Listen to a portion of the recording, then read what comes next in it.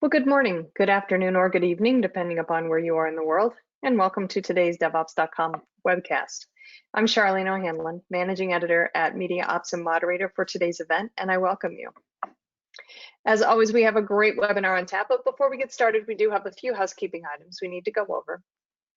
First of all, today's event is being recorded, so if you miss any or all of the event, you will have the opportunity to access it later on. Following today's webinar, we will be sending out an email that contains a link to access the webinar on demand. And we are taking questions from the audience. So if at any time during today's presentation you have a question for our speaker, please don't wait, don't hesitate. Just use your GoToWebinar control panel and submit your question, and we'll try to get to as many as we can near the end of today's webinar. We also have a polling question during today's webinar, so hopefully we can get everybody involved in that. And at the end of today's webinar, we are going to be doing a drawing for 4 $25 Amazon gift cards. So please stick around. Hopefully you'll be one of our 4 lucky winners. All right, with that, let's go ahead and kick off today's webinar, which is Microservices at Scale, how to reduce overhead and increase developer productivity, even with hundreds of services. Our speaker today is John Edvald, who is the CEO and co-founder of Garden.io. John, thank you so much for joining me today. Really appreciate it. Thanks for having me. Pleased to be here. All right, well, I know you got a great presentation on tap. I'm going to take myself off camera, put myself on mute, let you get to it. I'll get to it. So yeah, I wanted to talk about some of our experiences working with microservices at scale. So both, reflecting on my personal experiences and also that of a lot of our users and customers. And I think it's interesting to talk about it from a perspective of, what happens when you go past, 5 or 10 services in an application. So just to kind of cover what it is that we'll be diving into. So I'm going to be focusing on the development side of microservices as opposed to the operational side. I think that's the side that we at Garden and I personally tend to focus a lot on. Obviously, there is some overlap. That's kind of one of the things that, once you adopted a microservice pattern, the way you operate them, the way you deploy them becomes an intrinsic part of your development process. So we'll get a little bit into that. I'll briefly talk about just the overall benefits and challenges of microservice architectures. I'm not here to, go on a deep dive on the virtues of microservices, but I think it's good to kind of frame, why we're doing this in the first place, and then what some of the challenges are that we tend to assume in turn. And with that, with an added focus on what I'd say, complex applications, and that can mean that's pretty arbitrary. We say hundreds of services in the talk title, but that could just as well apply if you have 20 or 30 or even something much bigger. We'll talk a little bit about some common tactics for dealing with some of the headaches that come up when you have microservice architectures. And these are tactics that are commonly applied today. But then we'll kind of segue into what are the opportunities that are afforded by modern tooling. The cloud native ecosystem is of special interest. We'll talk a bit about cloud native and Kubernetes throughout, but I think a lot of the points in here, they apply no matter which technology and which platform you're actually running. And then towards the end, I will talk a little bit specifically about how we at Garden approach this. Now, that is partly to talk about the Garden product, but I think it's also interesting to just see how we're thinking about these things, and maybe there are things that you can pick up whether Garden is a fit for you or not. I'll leave you to decide that. And then if I have a little bit of time left, I wanted to talk a little bit about some good strategies for integration and end-to-end testing of large applications. And one of those points that I like to make is in that context is how to effectively deal with data and state during testing. So we'll get back to that later.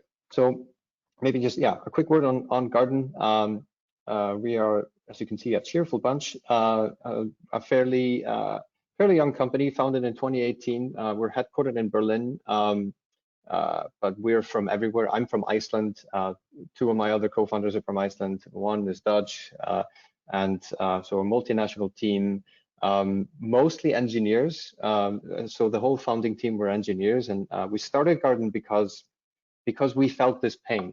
I found myself at my previous gig building internal tooling that was meant to solve a lot of the same problems Garden solves today, but in a very narrow, bespoke way for that company. And I started talking to a lot of CTOs and people working, in kind of all things DevOps. Everybody shared those headaches. Obviously, a lot has happened since then in the ecosystem. There's a lot more tooling out there now, especially as it relates to Kubernetes. But we feel like there's still work to be done. So we'll keep at it. And Garden is available as an open source product, the open core, we call it. And we also offer an enterprise edition. I'll briefly cover that later, not trying to make this too much of a sales pitch.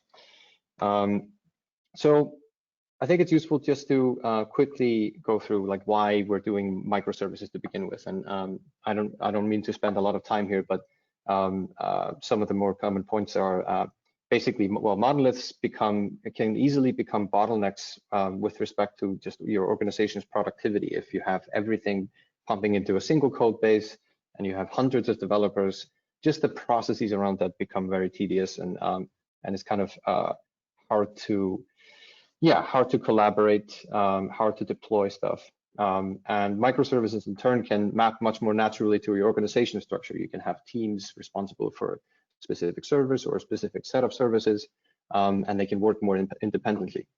Another important point is just resilience, and in terms of how you architect your applications. Like simple example is you really don't want your logins and sign up to ever go down, but at my previous company, the transition to microservices was triggered by some analytics code breaking our signups, and that affects the bottom line. And once that had happened twice, that was quite enough. So resilience is a strong point. Obviously, you can scale them out horizontally much easier. You can scale individual components in different ways. I think it's also interesting, when you're making these microservice systems and making distributed systems, we're also compiling a bunch of external dependencies, and we might, in our Kubernetes namespace, we might have a message queue, and we might have a bunch of containers that we take off the shelf, as it were. So the microservice architecture lends itself well to that dynamic. And obviously, it's good to be able to just pick and choose the technologies that are most applicable to each job you have. So maybe you have one language that's good for just your generic API services. You have you have one web server. You have maybe something that needs a lot of throughput, so you write that in a more optimized language. It's good to be able to have that flexibility. The challenge is, however, and that's more in tune with what we're talking about here, are numerous. And the first thing that always comes to my mind is just the level of cognitive overhead. So when you have a whole constellation of different services being developed by a bunch of different people in different places, it becomes quite difficult to wrap your head around, like what is the overall architecture of the application. Ideally, you have it well documented, but it's still kind of hard to grok just from looking at the code. You can't just go to definition in your IDE, hop across services very easily. So that becomes something to manage. A lot of times we have lots and lots of distinct pipelines. Basically you have a CI pipeline and it's a bunch of build scripts that are created for each of these services. And it's not uncommon for those to start to drift in terms of how they're implemented, and becomes a bit of a maintenance burden as well. And that results overall to a lot of time spent what I term plumbing, just configuring stuff, as opposed to working on your actual application code. And the ratio there between can be, it can easily get out of hand. Another important point is that it becomes quite difficult to run your integration and end-to-end test, because you need to have a production-like environment where you can actually run those types of tests. And we mitigate that by avoiding them, and I'll get a little bit more into that specifically later. But this is something that we see as a very common headache from our users.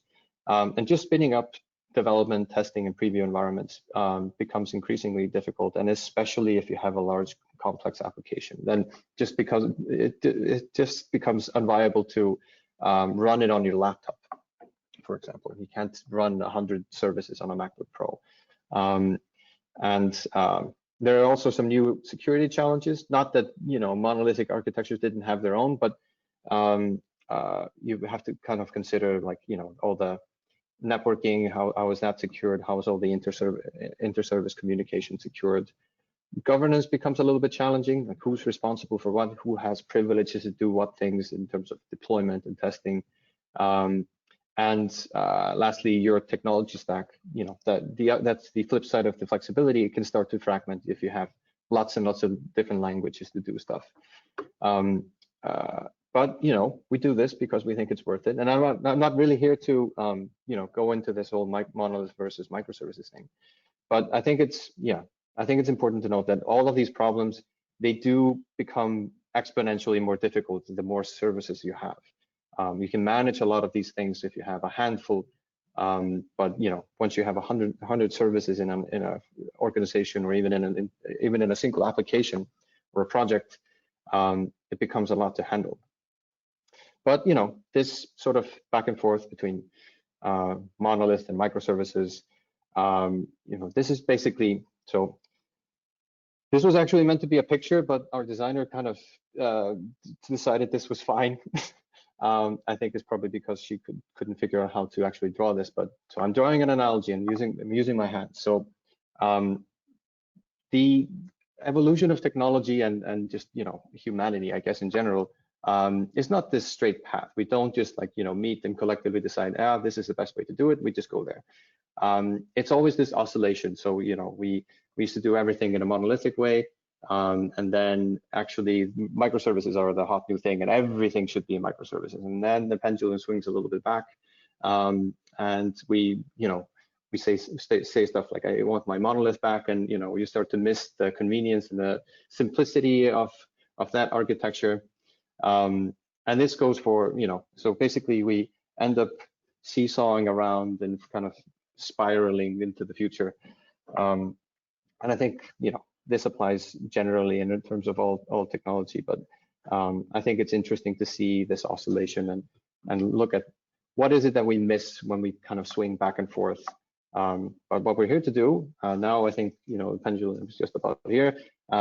We've realized that we need microservices for certain things, and now it's a question of how do we actually live with them in a comfortable way and stay productive. So what are some of our coping mechanisms? Like, we do find ways to cope. In some respects, we just accept the burden. We kind of have to run microservices, and we have to have a complex application. We have too large an organization to avoid it, or too much scale. So we just kind of begrudgingly accept that we have to do a lot of configuration. We have to maintain a bunch of pipelines, which I think is a reasonable stance, but I don't want to stop there. We take some shortcuts, like we avoid integration and end-to-end testing as much as we can. Basically, by we kind of pull that back into unit tests, and we use mocks and stubs and fakes, and figure out some elaborate ways to do contract testing. If you can get that working, it's kind of sort of fine, but and if you do have actual integration tests, you tend to do it in these shared staging environments. We see this a lot with our customers. Basically, they have a bottleneck where everybody is working as the same staging environment. You kind of sort of know whether it's your change that you're testing. You can try and focus, but it's not exactly ideal. But it kind of sort of works up until a point. In terms of the developer experience, we very frequently see completely separate local development environments that are kind of hacked together somehow. Maybe you're using something like Docker Compose. You have some custom bash scripts or something, and that's configured completely separately from how you actually do stuff in CI/CD and how you deploy to production. Another approach is to rely just almost entirely on GitOps, and anytime you make a small change, you commit and push, and then you wait for feedback, and hopefully the pipeline isn't too long. But even if it is snappy, it's a lot of context switching that's involved in pushing to Git and then having that give you the feedback that you want, did your inner loop development. And lastly, and this is something that large organizations can afford to do, but we see a lot of organizations do anyway, even though we kind of can't afford to do this, is to develop some elaborate bespoke internal tools. And we've seen this a lot. Some of our investors have done the same, so they could kind of feel the pain, and they started to lament all the time spent on that, and basically it becomes quite difficult to catch up because take the cloud native ecosystem, it's moving quite rapidly. So if you want to keep up and build your own internal tooling, that's probably cool if you're like Netflix or or you're very proficient technical organization, but I'd caution against it if you can avoid it. So moving on to like what are some of the new opportunities here? So just with I'll focus a little bit on like cloud native and Kubernetes because that's the realm that I work in, but the same could apply in other areas as well. Kubernetes is nice in that it provides well, I say mostly portable, and it's never quite that simple, especially if you're dealing with storage or anything kind of load balancer related. It's not 100% portable, but mostly you can describe your application declaratively such that you can deploy it on your laptop. A lot of people use like Minikube or Docker Desktop or something to deploy locally. And you can share a cluster and deploy your own version of a stack in a namespace. So you get pretty production-like environments. So I think that's one of the most interesting things about Kubernetes. Is not so much, that you can use it to operate, operate at scale, and certainly it has helped a lot of organizations move their legacy stack over to containers. But it's the fact that it can actually enable an interesting developer experience. You have service meshes. They are getting increasingly easy. Like, we can set up Linkerd with very limited effort. You have all these observability tools, like, there's in the open source realm, you have Jaeger, and you have commercial stuff like Honeycomb, and that can really help you when you're debugging and troubleshooting, not just in production. So lots of interesting stuff there. Makes it easier to work with these, work with a constellation of services. And I could go on. There's a bunch of tools in the ecosystem for security, storage. It is in fact an absolute jungle. I'm sure you've all seen this CNCF landscape that has been known to trigger some emotional responses or just the sporadic nosebleed. But at least you're not wanting for choices. I think, hopefully some of this will consolidate and clarify over time, but it's a lot to figure out. So wanted to quickly at this point throw it over to a poll, and our helpers from Media Ops could maybe Yep, the polling question should be on your screen now. The polling question is, what best describes Kubernetes adoption at your organization? You can select from we're not yet using or considering Kubernetes, we're not yet using Kubernetes, but we're considering it, we are in the process of migrating to Kubernetes, we're using Kubernetes in production, or we're using a container orchestrator other than Kubernetes. Go ahead and make your choice. And while the audience is doing that, I do want to remind everybody that today's event is being recorded. So if you miss any or all of the event, you will have the opportunity to watch it later on. Also, at any time during today's webinar, if you have a question for our speaker, you can go ahead and use the GoToWebinar control panel to submit your question. You don't have to wait for the question and answer period near the end of the webinar. All right, with that, let's go ahead and close out the poll now. It's been a minute, and take a look at the results. Oh, these are interesting. Okay, looks like the majority of folks, 39%, are actually using Kubernetes in production. Yeah, that is interesting. Well, I mean, we're seeing this more and more, and maybe the theme of the talk would attract a certain audience, but yeah, it's actually good to see that more and more people are getting comfortable with it, and this is something that we're often a part of. A lot of the time when people are adopting our product, they're also figuring out Kubernetes. So there are different stages in the whole adoption cycle. Plus, the answers can be more complicated. You may be using some parts in production, and you're working on migrating others. That's a reality. Like we always have kind of layers and layers of, something immediately becomes legacy as soon as we set it up. So, but yeah, that is very interesting. So I guess we'll hop back to the slides then. Thank you, Charlene. Okay, you're welcome. Wait, yeah, there we go. All right, so okay, so that puts in gives me a bit of context there. So a lot of you are using Kubernetes, but again, like those of you who aren't, like Garden won't be applicable for you for now. But some of the other things I'm talking about are really just about like development workflows in general, with just a sprinkle of like how cloud native can affect those things in a positive way. Okay, so we've applied several coping mechanisms, and we do some little tricks to make our lives like comparatively easier.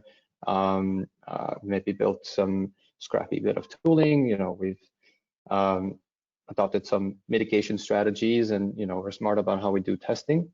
So what are the problems that remain, and that will get into how can we actually solve these problems. So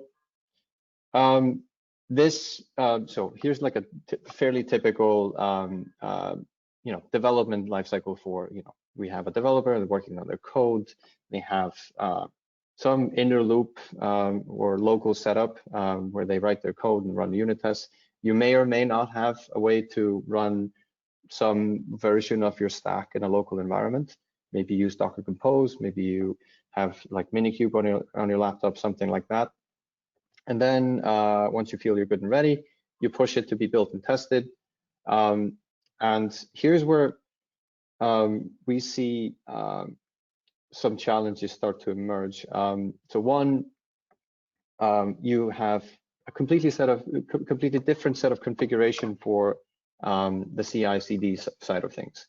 And a lot of the times, like when you're working on a PR, you don't actually have a preview environment. You don't actually have integration test running. So it's quite common, like you actually approve a PR, or you kind of ad hoc run that against a shared testing environment, run integration tests, and you can create pretty long feedback cycles. So if you have to wait until pretty late in the process until you really know if your application is correctly configured, it deploys as it's supposed to be, if you have integration and end-to-end test or smoke test, that they actually work, or if you do manual QA, that can be a bit of a tedious process. And then eventually you promote it to production, and this divide between the inner loop and local workflows and the CI/CD workflows is something that we've taken a special interest in. But I wanted to just show you this, and then I'll get back to this just for context. I'll get back to this a little bit later. So one thing, because we're talking about like microservices at scale, local dev environments don't really scale that well. And you can maybe work around it by running individual ad hoc services, but you lose the ability to really have a proper testing environment. And remote development environments are very promising, and once you have those set up, you don't look back. Like I haven't run Kubernetes on my laptop for a while now, because we just work against a remote cluster, and that's really quite fantastic once you have it working. Takes a little bit to set it up, depending on your complexity, depending on your IT processes and all of those things. But it can if you just do it in a sort of a naive way, it can be a little bit expensive as well. So, I've talked about integration and end-to-end testing. So we still probably, we sidestep them or do them late in the cycle. And so I like to say that we keep clinging to yesterday's workflows. And what do I mean by that? The problem is, so we have this, this typical software, this development cycle works great if you have, a handful of services, or if you have everything in a single pipeline, or if you can get really rapid feedback when you use this, the classical way of doing things. But, we're basically doing things very similar way as when we had a monolith. We just have more repositories. And I think we need to kind of rethink a little bit of how we approach these things and find ways to kind of connect these things back together. And if you have 100 services, having to maintain all of this per service becomes quite expensive. And as I mentioned earlier, you lose a lot of oversight. And one thing that we keep hearing is that application developers, your basic backend developers, front-end developers, anybody that isn't, doesn't identify as a DevOps / infra, whatever you may call yourself. If you actually enjoy focusing on the operational side of things, and people just feel overwhelmed. They all of a sudden have to know Kubernetes, and I think that's understandable. I think it is also important that people have an understanding of the architecture, but it is a bit much maybe. And we keep having to solve these problems over and over again, and all in our separate corners. And that's really what we want to address here. So it's just a few bits of advice to start. So first, there you have the option of standardizing on just like a highly opinionated development framework. You could use something like Micro, maybe. You could use something that really constrains you in terms of how you can develop your application, which language you use. There's a bunch of this stuff in the Java ecosystem that has been for years. But I tend not to recommend that, because you're kind of boxing yourself in. At the very least, though, you should standardize on certain tools like your version control, your CI, and use that across your organization, because fragmenting those can be quite expensive. And what we can do collectively is to figure out how to make better tools and abstractions. But we would offer that maybe it's actually useful if companies can make their own abstractions. So I'll get back to that. Basically, what we talk to a lot of companies about is making it easy to spin up these development, testing, and preview environments, and to work with those in an easy manner. And lastly, because we have complex applications, we really need to start codifying the relationship between all the different services and have a dependency graph. And I'll show you how you can actually leverage that to optimize your build, to deploy, and test times. So how we approach this at Garden. So one of the most important things is you can use Garden as a developer from your laptop, and you use the exact same tool in your CI and CD. So basically, you can run Garden deploy or Garden test from both sides, and use the same configuration, just with different templated variables. You can even share caches across the aisle. So I think this reduces a lot of the friction that you would otherwise see basically by having to maintain two separate sets of configurations and tools. Garden is application aware, so you can run Garden deploy. It will deploy your entire application. It will pull code from different directions, configuration from different directions, and deploy it all in dependency order. And this allows you to spin up preview environments or production-like development environments, whether it's on your laptop, in a remote cluster, manually or automatically through CI pipelines. And this makes it much easier to actually test your applications and get a better view of it, whether it's actually working as it's supposed to. And the dependency graph is a critical component, because really, what you don't want is, okay, now I have 100 different services, a single command like Garden test, and it will test the whole thing. What you don't want is to actually build, deploy, and test the entire thing for every little change.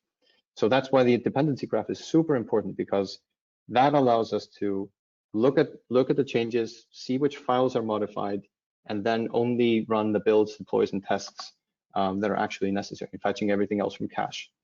So that's a critical component. We've seen some attempts at doing this outside of Garden, but we'd like to think that this is, one of our strengths, and it is deceptively complicated, but it has a lot of leverage if done properly. We also want to make configuration more approachable, and this goes back to like making Kubernetes more digestible for application developers, and also distributed. So you basically have everything describe itself. And then that Garden will collect a bunch of configuration, validate it as a whole, and instead of you having like massive walls of YAML somewhere in the bottom of a project root. And we also think it's important that you can create your own abstraction. So what is an API service for your organization? A lot of the time you have a specific way you want to do the builds, a specific way you want to lay out the Kubernetes manifest or the Terraform or whatever the case may be. And I think it's really useful for a certain part of your organization to be able to create these templates that then are reused across the project.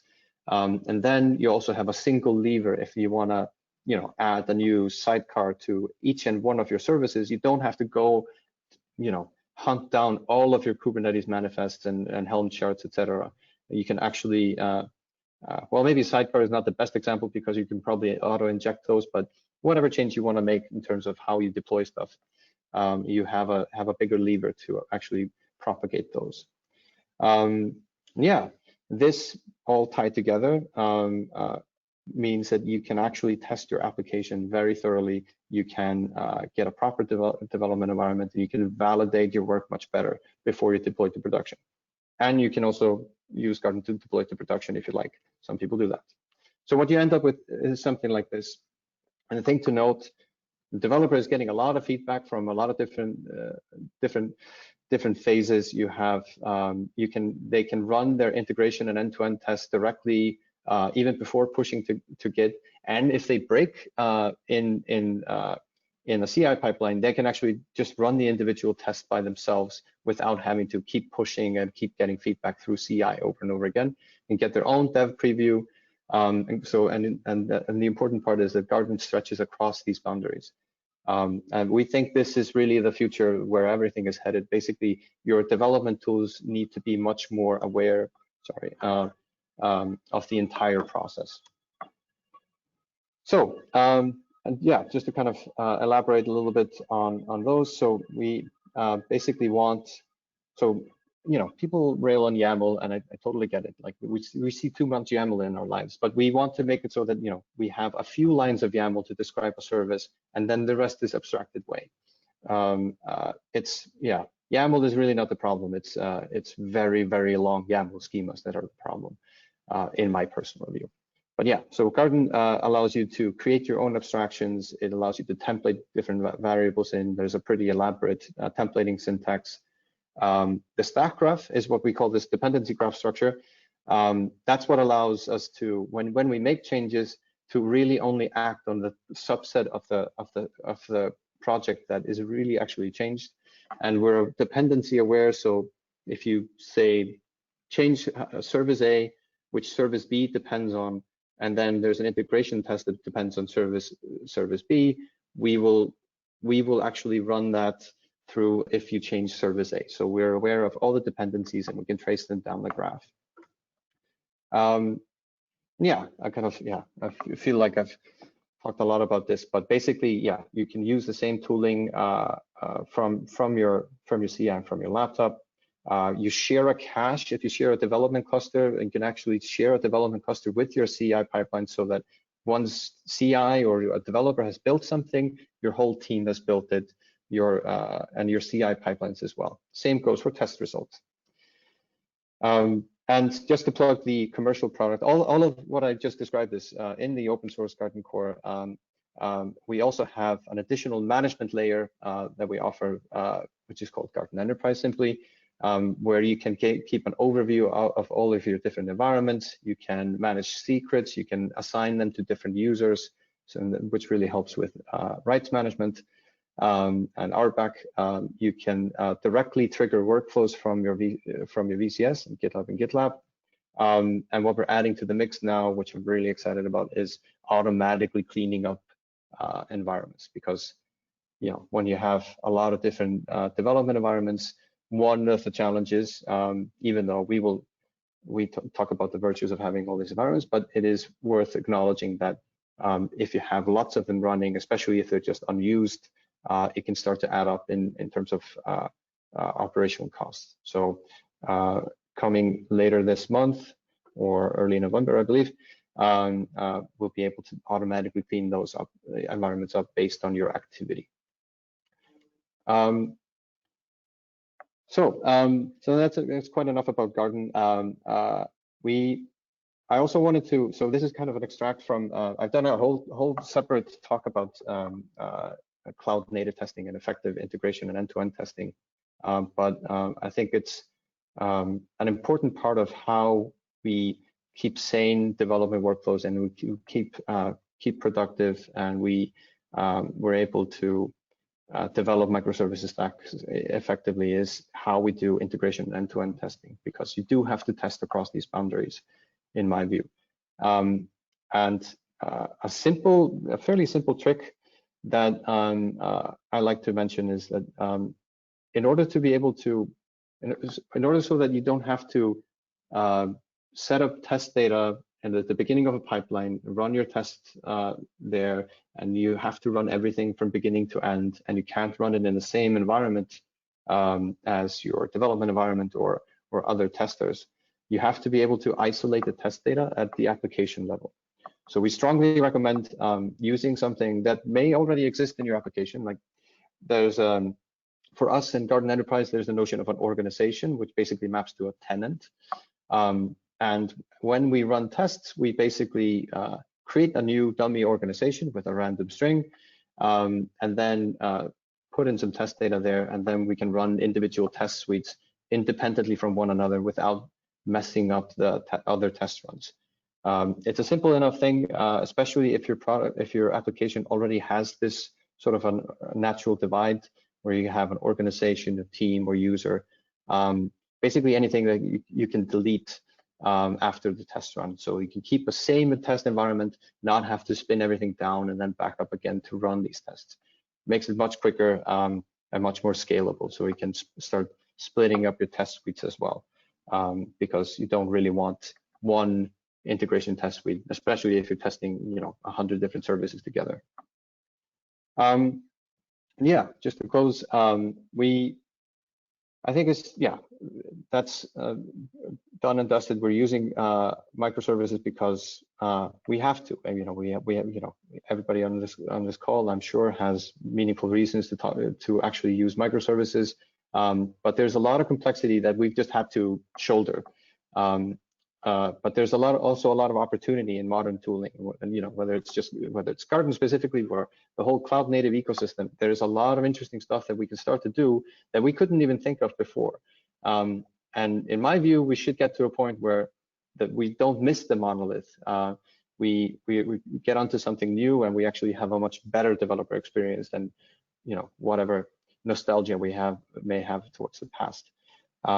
And by unifying the tools that we use for development and for CI and CD, we can reduce the friction a lot in this development process, and just all the wasted hours on configuring and maintaining scripts and just waiting.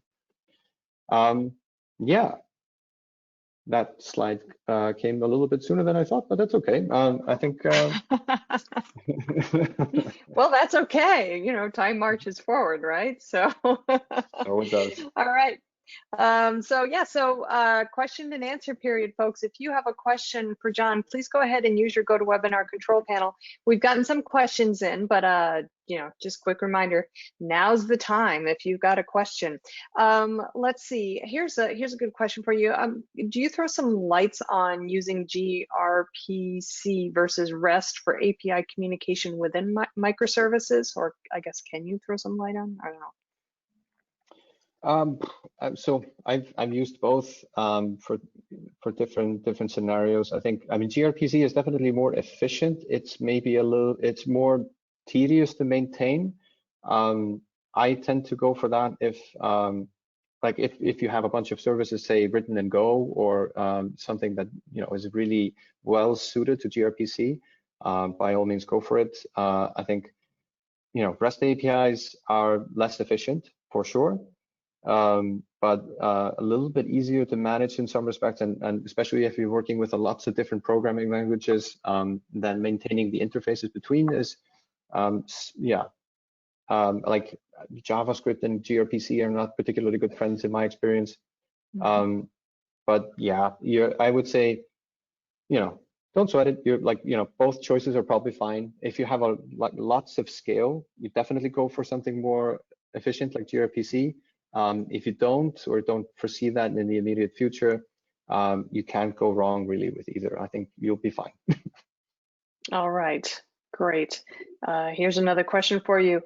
Does the management layer manage in which application each individual service that has been used, or how do you do it? So I'm sorry, can you repeat that question? Sure, it's a little layered. Okay. Does the management layer manage in which application each individual service has been used, or how do you do it? So I guess it's Right. actually asking. Yeah, I'm sure you get it. Yeah, I guess. Yeah. I think so. I can just explain the hierarchy there. So with Garden, and this applies like enterprise and open source, we have just a notion of a project. All right, there goes my cat. Sorry, we have all cats of webinars things going on, so it's all right. Tis the season.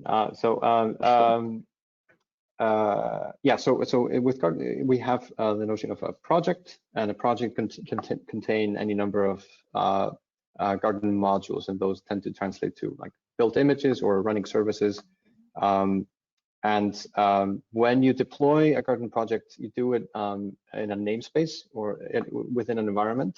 So you may have like a dev environment, you have CI, you have production, and for production, you just deploy to one namespace maybe, but for dev, you may have a lot of different namespaces. So Garden basically manages all of those.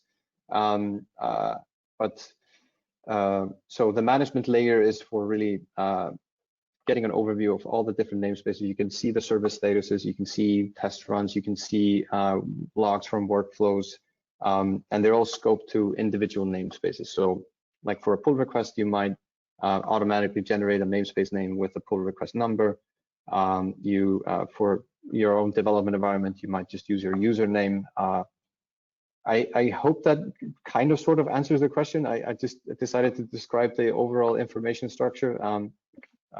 But this basically, Garden Enterprise is an extension on top of the Garden core product, and all the concepts in terms of,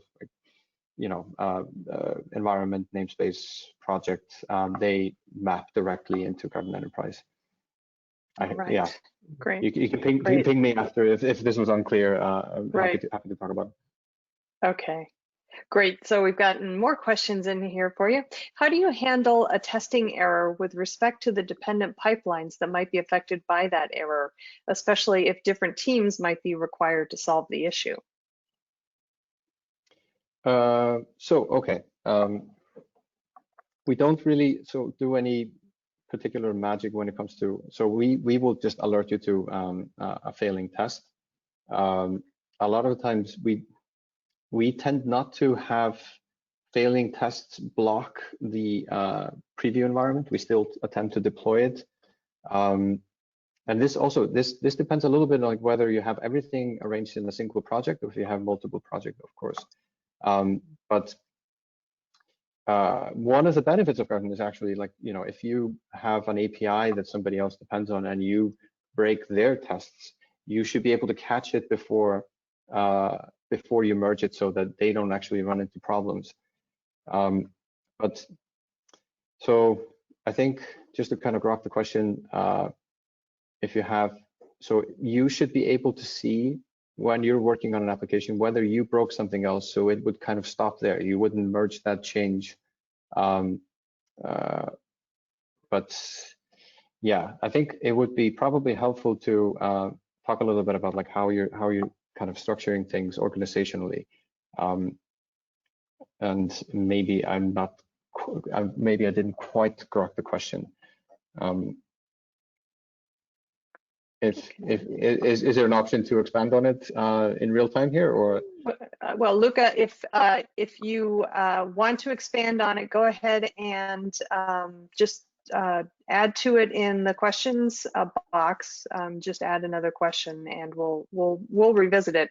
We'll see if Luca wants to send some more information over. Meanwhile, here's another question for you.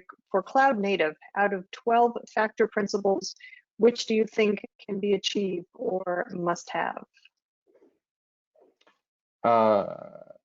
So which out of the 12 factor principles? Out of the 12 factor principles. I will confess that I don't exactly remember them. I mean, you know, I'm familiar with the notion. I think it's interesting to revisit that. Actually, I haven't read that in a while. I think, you know, the general notion of it and how you encapsulate things, and you know which parts are critical as part of an application. I'm not sure that they've changed that much. I mean, certainly we deploy a little bit differently, and I think maybe in some respect we are kind of challenging the notion, you know, that each application, you know, should just how self-contained it should be, because you know there's obviously a lot of interaction with other services, but I'm afraid to stump me because I don't actually remember all the 12 factors, so I don't have a nice and pithy answer to that. But right. that will leave me thinking, though. I'm going to do my homework on that, actually. All right. So, moving along then, let's see how. Okay, how do Garden's production-like testing environments make cloud-native integration and end-to-end testing easier? Right. So this one I know. Basically, so the thing is, if you can spin up like an ad hoc production-like environment, whether it's like during your own development or as part of a testing workflow in CI. You have an isolated instance of a full system, which means that you can actually run the integration tests. And the way we tend to do it, so like when you run Garden tests, when you define a container service, for example, or you can also use Kubernetes and Helm services, you can define test commands to run, and we will actually run those. Probably should have explained this along the way. We will actually run those integration tests in the live environment. So you can avoid having to mock and stub things because you can actually run those tests in a live environment. And we also make it easy for a test suite, for example, depend on like a database migration or like some sort of a data setup. Like, you know, you can, like I was talking about earlier, you can set up like your test organization or a test tenant ahead of running the tests. Run those tests in that context. And yeah, but basically the idea is that you run the tests in an actual in an actual isolated environment that should be as production-like as possible. That's the kind of the overarching idea. We basically spin those up in a pod when we run the tests, and then we cache the result. All right, great. Let's see, we're about 12 minutes to the top of the hour, so we do have time for probably 3 or 4 more questions here. Here's one for you. We are mid-migration, and we have a mix of Monolith and some relatively new microservices. Do you have any thoughts on how to approach this, hopefully temporary hybrid application? Well, I mean, first off, like that's all of us, right? Like we have some mix of these things, and you know, I think, I mean, it seems like I'm assuming that you're migrating to Kubernetes. Maybe that wasn't clear from the question, but let's say you are. Basically, first get the monolith running there, and then what I like to recommend is because I keep harping on like integration testing. If you're starting to peel away at a monolith, it's really good to make sure that you can run your tests outside of the monolith. Because then when you take out of an individual part and spin it out into a different service, you can keep running the same integration tests either directly against that service, or a nice pattern that I've actually twice now used in recent years is you start with a monolith and then you kind of slowly reduce it to an API gateway. Actually, I've written a blog post about this. It will be published sometime soon, so maybe keep an eye on that. But you can kind of slowly, pull things out of the monolith, but still, do the, kind of the front API layer and then just proxy requests to the new microservice. And that means you can keep the same surface area and you can keep the same tests if they run from outside the service and not unit tests. I think, yeah, and just embrace that this is a gradual process. There's no reason to rush it. You just, start with the things that are causing you the most pain. It's an effort, not a like a quick project that you just wrap up. All right, great. Next question here. What about security and compliance? We're still trying to figure out where these fit into our process without completely slowing down development or developers. Yeah. Well, I mean, it's a pretty broad topic, and I think security and compliance, these are, I suppose that, yeah, there's overlap. But so in terms of security, like I think much the same way, just the ability to spin up these production-like environments basically means you're actually testing a lot more surface area earlier in the process. So it's not like you have the exact same configuration as production, and you should still, have separate processes and controls to make sure that's secure. But it becomes, in my view, easier to introduce these, security tools and like vulnerability scanning, network scanning earlier in the process, so that developers are familiar with them and they bump into any issues earlier in the process. Basically, in enterprise speak, this is shifting left.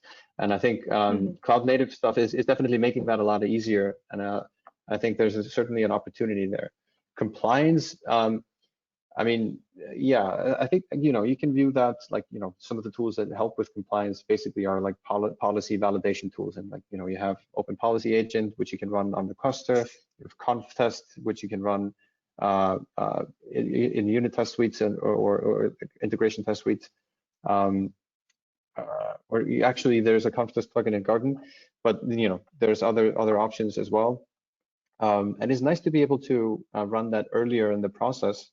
But these compliance tools I kind of view as, also security tools in many ways. They're used for both.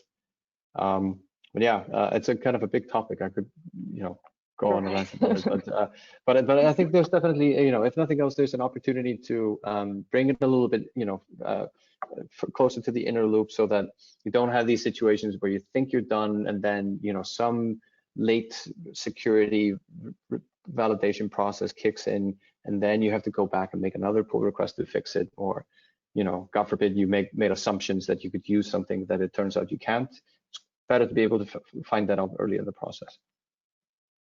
All right. Okay, quick time check. We're about 7 minutes to the top of the hour. I think we have time for one more question here.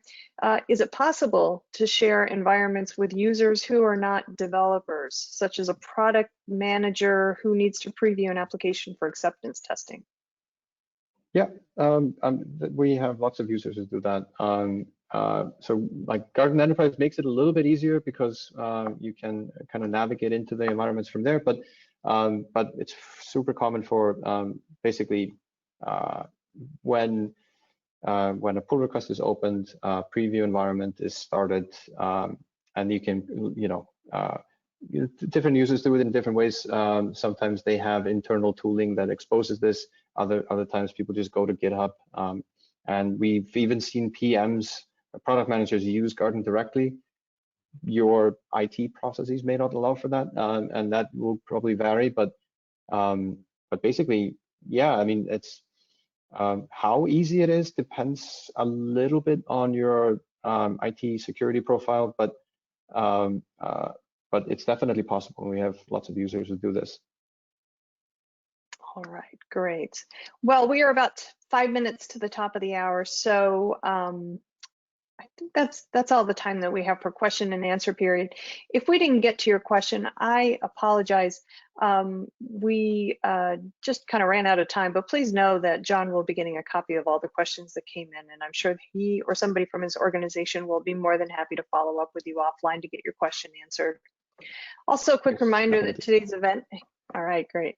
So a quick reminder that today's event has been recorded. So if you missed any or all of the event, or if you just want to watch it again, you will have the opportunity to do so. Following today's webinar, we will be sending out an email that contains a link to access the webinar on demand. The webinar is also going to be living on the devops.com website, so you can always go look for it there. Just go to devops.com/webinars, look in the on-demand section, and it should be right there waiting for you. Okay, I did mention at the top of the hour that we would be doing a drawing for 4 $25 Amazon gift cards. So without further ado, let's go ahead and do that real quick. Okay, our first winner today is Ken L. Congratulations, Ken. Second winner today is Linda G. Congratulations, Linda. Third winner today is Noel P. Congratulations, Noel. And our final winner today is Martha M. Congratulations, Martha. We'll be following up with all 4 of you offline by email to get your Amazon gift card over to you. So please check your inbox. If you don't see anything there, please check your spam folder. John, thank you so much for a great presentation today. Lots of great information. Always love to hear about the new technology. So thanks again for your time and your expertise. Much appreciated. Thank you so much for having me. Okay. Yeah. Also want to thank the audience for joining me today. This is Charlene O'Hanlon, and I am signing off. Have a great day, everybody, and please stay safe.